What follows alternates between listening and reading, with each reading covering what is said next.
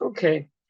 Well, we're going to finish up the story of David tonight.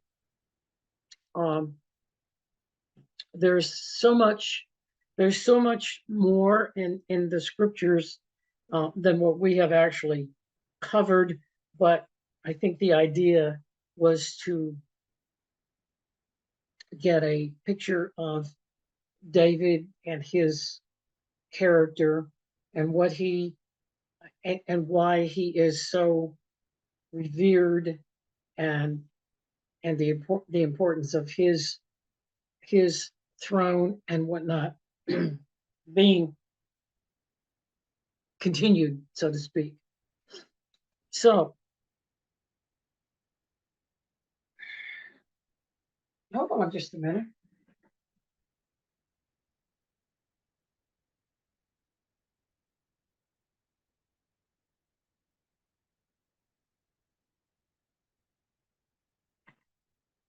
That's okay. Um, anyways, so last week, of course, we learned about David and Bathsheba, and um, that of course is the story.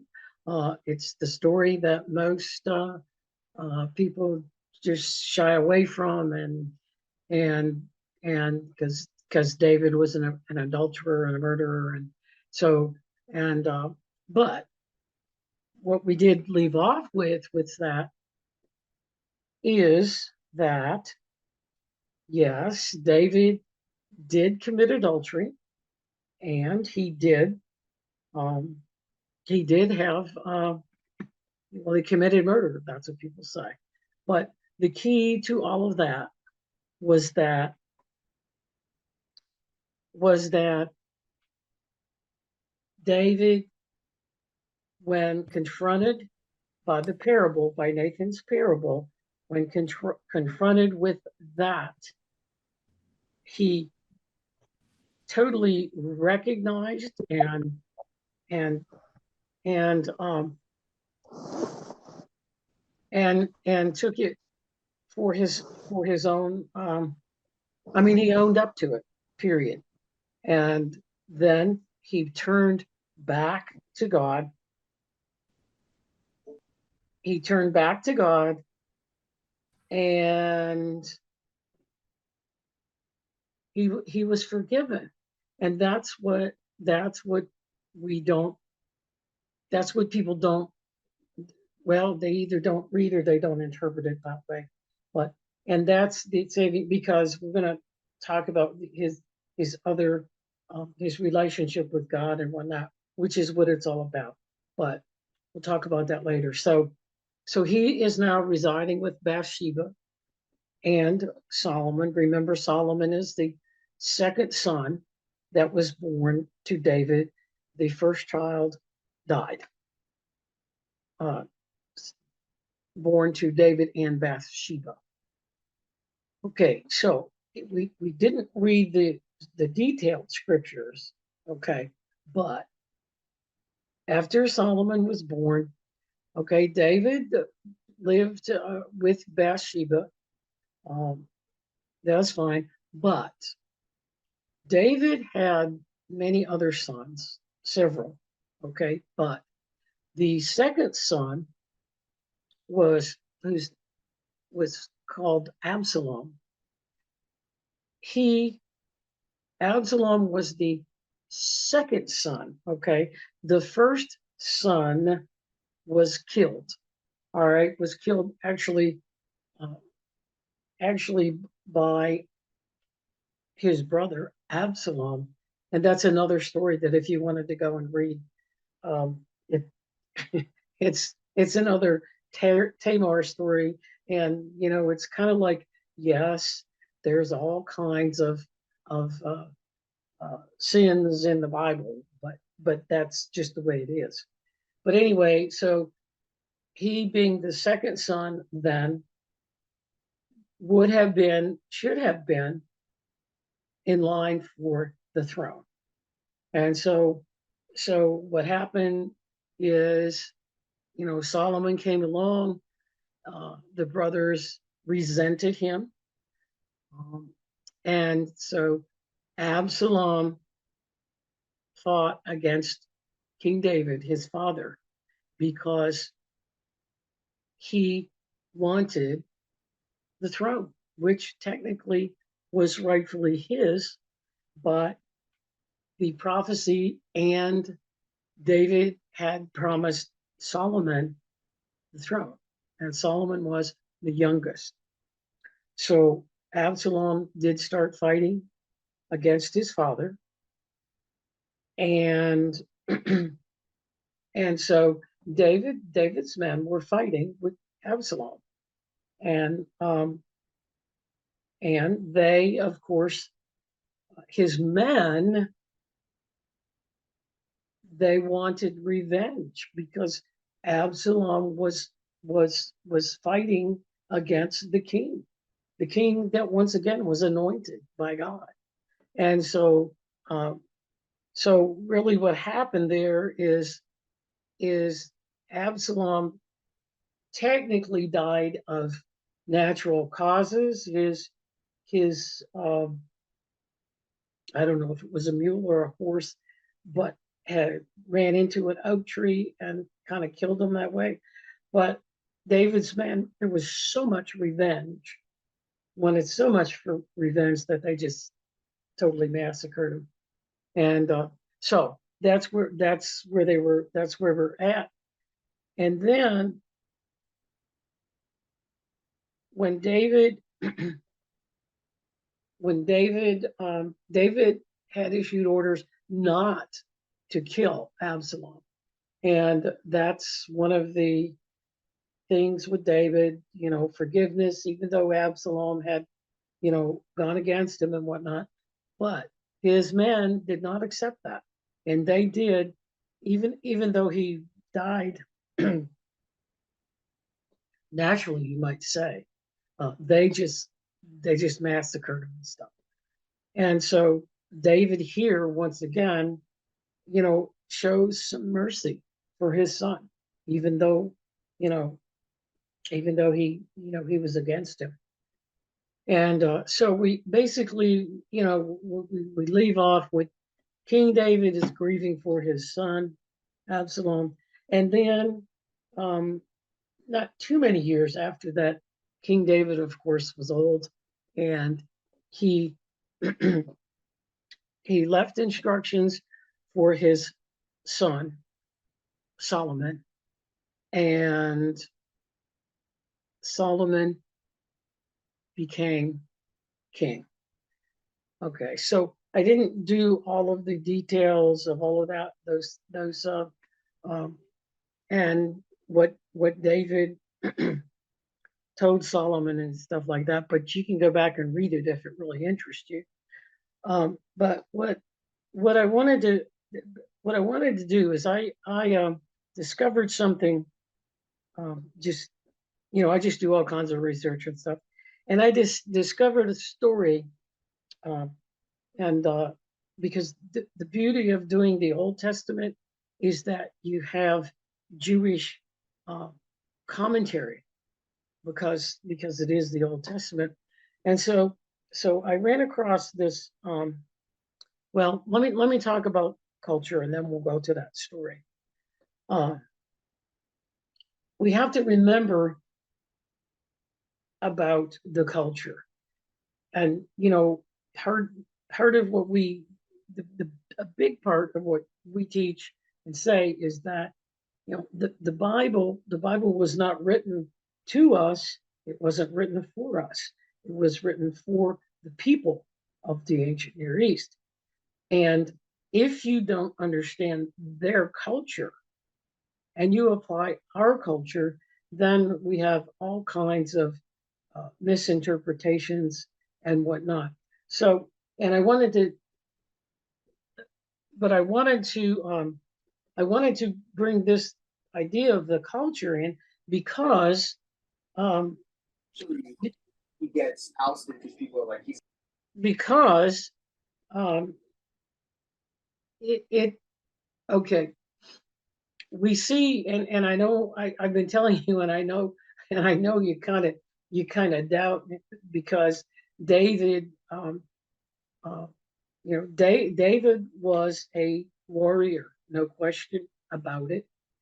And he did do things. I mean, if you read it, you'll see where David cut people's heads off and da da da da da. But all in the name of the war and conquering the Philistines, da da da da da. Okay, so think about this. That is what David grew up with. That is what, I mean, even, you know, uh, since the time of Joshua, um,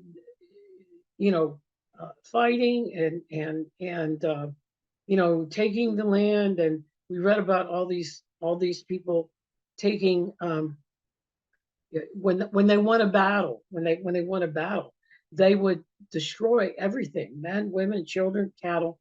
Okay, that was culture, and that was not God. That was not something that God endorsed. And of course, that's what people say and think because they don't understand the culture and they apply our culture to that. And it's unspeakable. I mean, it's unspeakable that, you know, somebody who you're trying to say is godlike and whatnot would cut off somebody's head. But that's the way it was. And in line with that, okay,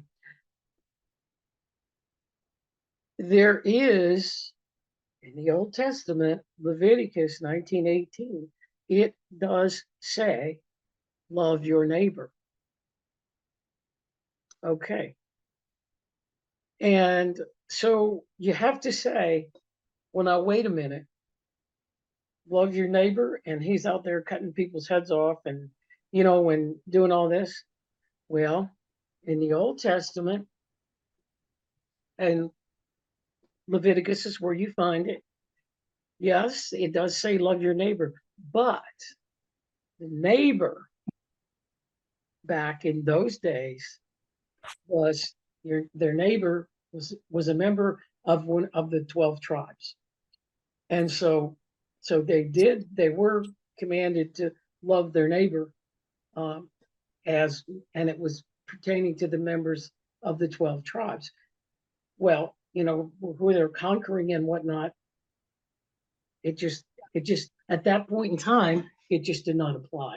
And of course, what we what we see, uh, this is one of the things that Jesus was trying to change and tell them. So, but I just wanted to I wanted to make sure we understood that, because, like I say, once again, people just say, well, how can you be so um, revering or whatever of David when he did all those things? Those things were cultural things. Those were things that uh, they weren't endorsed by God either way. They were culture. And war is something that humankind creates war. Governments create war, but God does not create it, and therefore God can't end it. Okay, so I just wanted to make that clear. Now, all right, so I found this story about David's birth, and I really thought, okay, it comes from the Talmud, and you know there is a mixture of there's a mixture of legend and history and whatnot, but this story came from the Talmud. So again, and we have to understand that the Bible, the Bible is only it only includes certain things, and especially the Old Testament. There are a lot of stories called midrashes that the Jewish writings have, And so anyway, I just thought this one would be a good, well, I think it will help to understand David's character. So now we all know Jesse was David's father. Okay. Now, Jesse also was the grandson of, remember Ruth and Boaz? Okay. Now, Jesse had a wife, and her name was, the best I can say this is Nitzevet. Okay. She was the wife of Jesse and David's mother. Now, this is not mentioned in our Bible at all. Um, but there's a great story that goes with it. And here goes with the story. Okay. David's father, Jesse, lived in Bethlehem and was from the tribe of Judah. Now that is significant because you hear, and we're going to look at a couple of things, that everything is David, and Joseph had to be a descendant of David. Everybody had to be a descendant of David. Um, well, because that's how David's throne and everlasting thing was set up. Okay, that's the significance of that. Now, David was the youngest of 8 brothers. All right, and we did see that when Samuel was anointing David, we did see that he was the youngest of 8 brothers. However, um,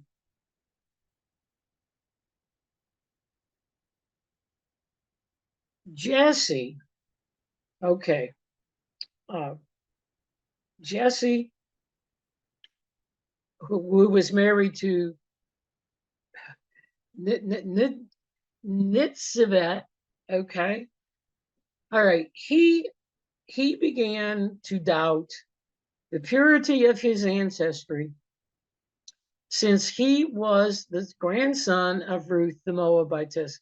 Now, this can get real complicated and whatnot, but the main thing here is that Ruth was not one of the relatives of the 12 tribes, so to speak.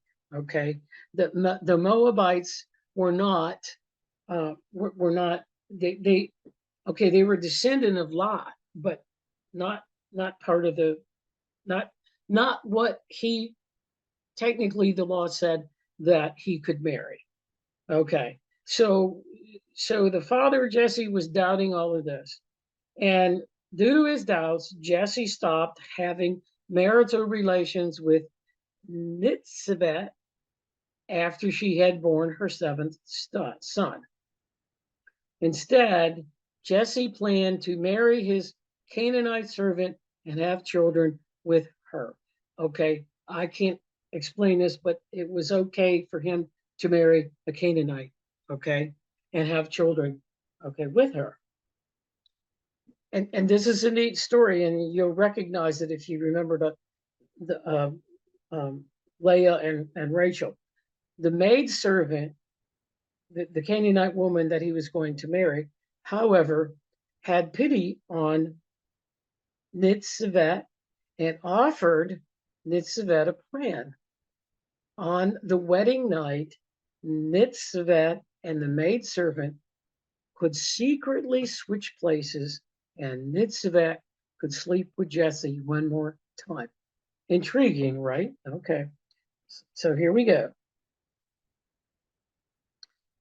So when and and so on the wedding night, and I swear to you, even with Leah and Rachel, I do not know how in the world this could happen to a guy, but evidently, usually the guys are probably a little drunk because of the wedding stuff that they do. But anyway, so Nitzaveh slept with her husband. He did not know it. He thought he was sleeping with his Canaanite woman, and so she conceived, became pregnant with David, her eighth son. Okay, now the result of this, um, she never revealed to her husband what she had done. Okay, even when her pregnancy was apparent. So she and David were despised in the community. They were despised by the other sons, and in matter of fact, the sons were going to try to kill Nitzaveh because they believed that she had gotten pregnant, who knows, by whatever. So the important thing here is that David, he grew up as an outcast in his own family. And somehow I think that this has a lot to do with the way that David was. And okay, and you remember David played the harp, David wrote poems, most of the Psalms were his. And so we relate this story. David relates kind of how he was treated, okay? Because and if you remember when Samuel was anointing David, Jesse didn't even bring David to be anointed, and he had to send for David because Jesse had pretty much ostracized David from the family and sent him out to take care of the sheep. So that's kind of where David's young life um, was happening. So it's interesting because they can relate, and I didn't know this either, but most of David's life um, is will come out in certain psalms, and in this psalm, uh, I put a little more in here than just 69:8, but he is saying, I am become a stranger to my brethren, my brothers, and an alien to my mother's children. For the zeal of thy house has made me courageous, and the reproaches of them that reproached thee are fallen upon me. And this is very interesting. When I humbled and chastened my soul with fasting, that was to my reproach. I made sackcloth also my garment, and I became a proverb to them. They that sit in the gate speak against me, and I was the song of the drunkards. They made fun of him. But as for me, my prayer is unto thee, O Lord, in an acceptable time. O God, in the multitude of thy mercy, answer me in the abundance of thy salvation. Deliver me out of the mire and let me not sink. Let me be delivered from them that hate me and out of the deep waters. So I just thought that was very interesting um, with the psalm, and the people people question, well, how did how did David really become so close to God, and that's what he did. Well, if you think about Jesus and his teachings, and when he was here, the people the people that accepted his teachings and learned them the most were the people who were downcast. And remember, that's where Jesus went to those people, and they ate it up. I mean, they felt the love, and they with Jesus, and so David, having been an outcast, having been treated that way, probably that is what helped him to go to God and to stay with it. Because that one, when I humbled and chastened my soul with fasting, that was to my reproach. So he just turned inside of himself because everybody else was uh, treating him badly. And so that's just a little insight. I found the story and I really liked the story. And so and I thought that I would put this in here, in Matthew chapter 1, it it has the genealogy of Jesus Christ. And since we just looked at that story and whatnot, um, I just thought it would be interesting to go back through the genealogy just to see, because remember, this genealogy is what they the writers, okay, the writers in Matthew, which people believe that this was added, um, added later, the genealogy, um, and so this is what appears there. And um, um, we had just talked about Ruth and Boaz, and of course Jesse was questioning whether that union was in with the law and whatnot. But here you find it in the genealogy. So Boaz begot Obed of his wife Ruth. Obed begot Jesse, and Jesse begot David the king. And this is very interesting, and I can't tell you why they put it this way. David the king begot Solomon of the wife of Uriah. I do not know. I have to research that more. Why they did not, because David did marry Bathsheba after um, after Uriah died. So, but why they put put it this way, I don't know. Doesn't matter. But I just thought I would put that in there since we're kind of closing out on David. And okay, so now, all right, through um, last week, I think it was last week, might have been before. Uh, David uh, David had expressed um, concern that he lived in a cedar house, and the Ark of the Covenant, God's house, was in a tent. Right, and then of course, then we learned that God didn't want David to build him uh, a house, but he was going to build a house for David. And so, and that house, the one that would be established and would continue forever and ever, is the spiritual kingdom. It's the spiritual kingdom that David embraced. And so by spiritual kingdom, okay, is God's presence and counsel throughout the universe, emanating from the hearts of humankind.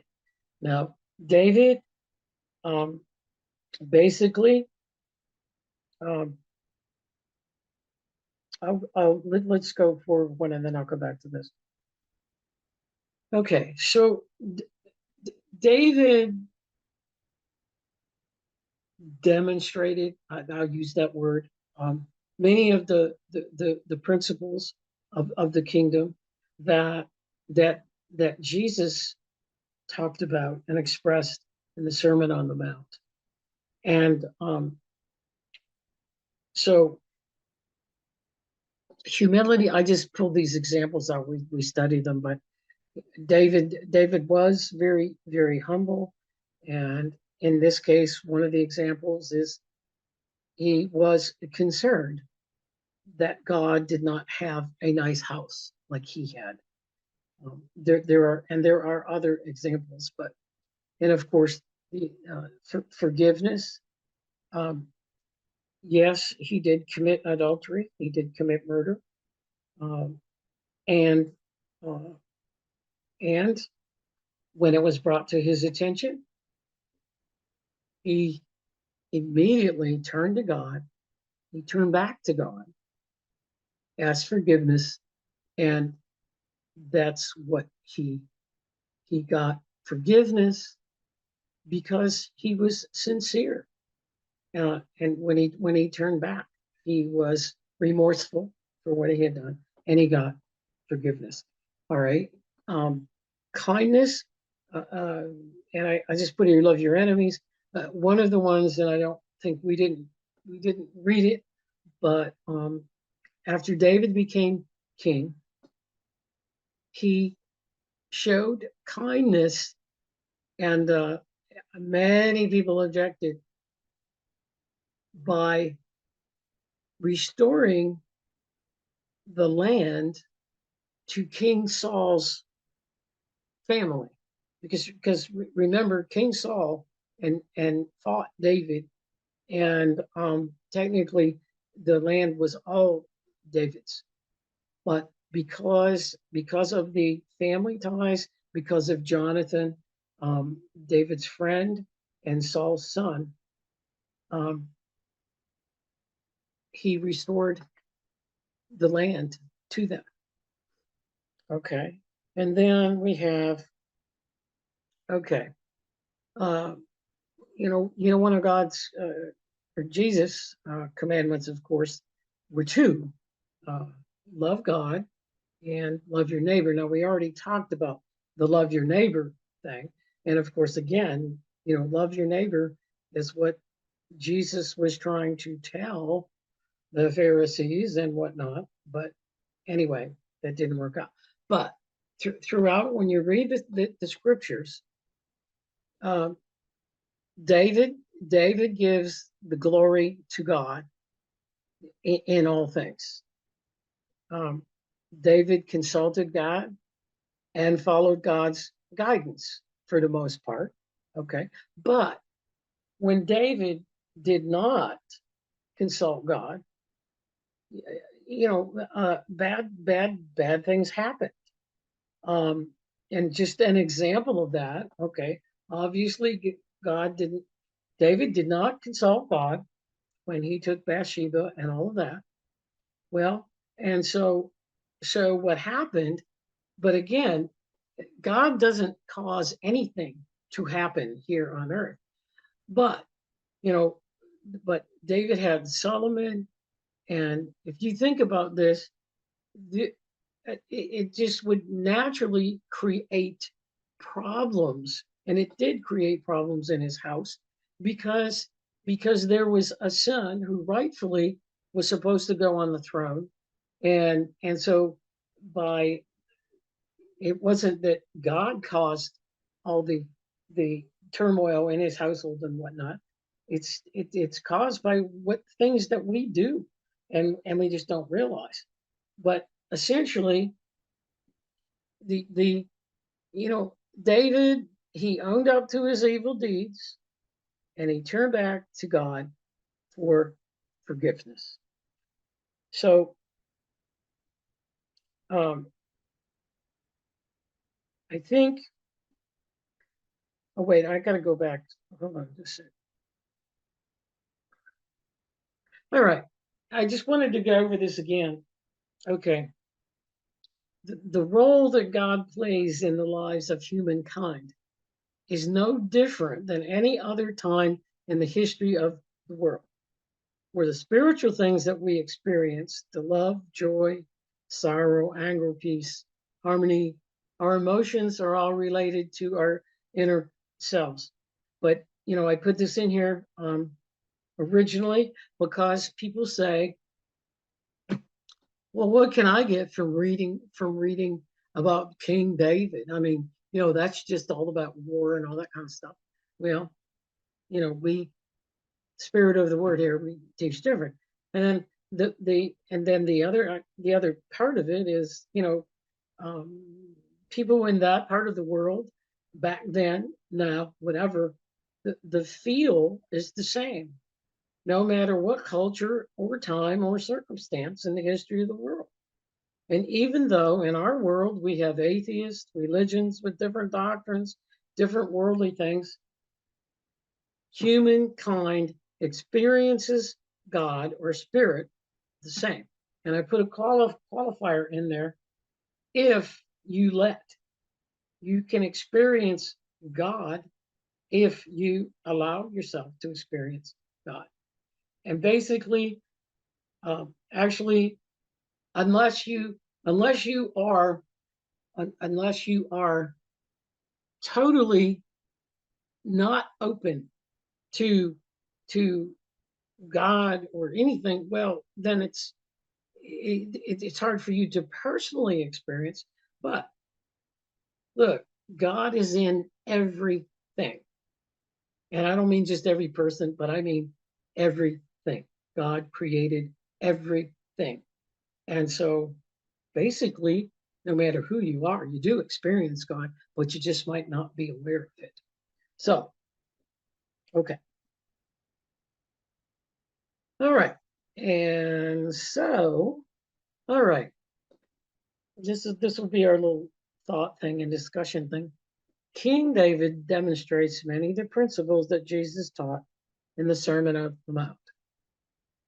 Most dear to my heart is that no matter who we are, what we might have done, good or bad, God is there for us unconditionally. There's no penance, no weeping and gnashing of teeth, no conditions. Just turn to God, because love and forgiveness is always waiting. So maybe we can have a little discussion. What are you taking away from this study of David?